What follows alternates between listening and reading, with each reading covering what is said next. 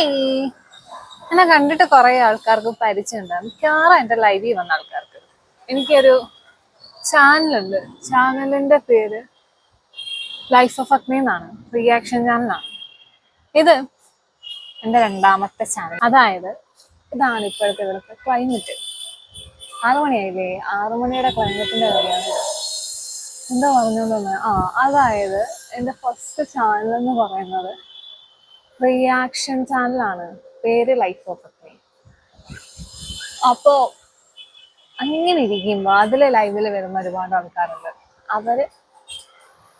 അവരോടടുത്ത് ഞാനൊരു അഭിപ്രായം ചോദിച്ചതാണ്, ബ്ലോഗിങ് തുടങ്ങുന്നതിന് എന്താണ് അഭിപ്രായം. അതല്ല, അതിനു മുമ്പ് എൻ്റെ ചില ആൾക്കാർ ഇങ്ങനെ പറഞ്ഞിട്ടുണ്ട്.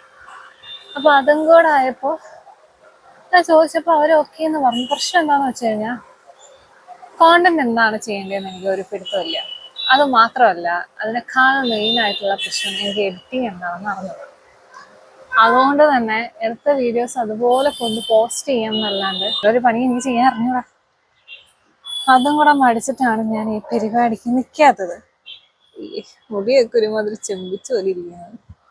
ക്യാമറയുടെ പ്രശ്നമാണല്ലോ ഇതിൽ ഞാനോ എനിക്ക് അറിഞ്ഞൂടാ. ഇനി എൻ്റെ തന്നെ പ്രശ്നമാണോ എന്ന് പറഞ്ഞൂടാ. അപ്പൊ അതും കൂടെ ആലോചിച്ചിട്ടാണ് എനിക്ക് ഈ പരിപാടി ചെയ്യാനുള്ള മടി. ശോകമാണല്ലോ ഭർത്താവേ. പക്ഷേ ഇനിയിപ്പോൾ ഞാൻ ട്രൈ ചെയ്യാം.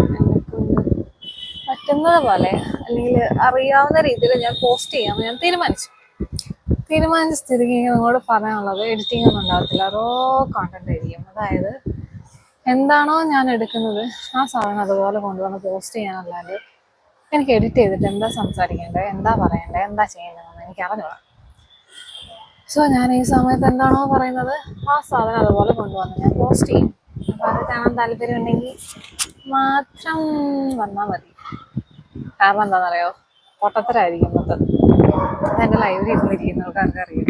എനിക്കൊന്നും പറയാൻ അറിഞ്ഞോളടേ. ഞാൻ അവരെന്തെങ്കിലുമൊക്കെ പറഞ്ഞു കഴിഞ്ഞാൽ തിരിച്ചെന്തെങ്കിലുമൊക്കെ പറയുന്നല്ലാണ്ട് എന്തെങ്കിലുമൊക്കെ ഉണ്ടാക്കി സംസാരിക്കാൻ എനിക്ക് അറിഞ്ഞൂടാ.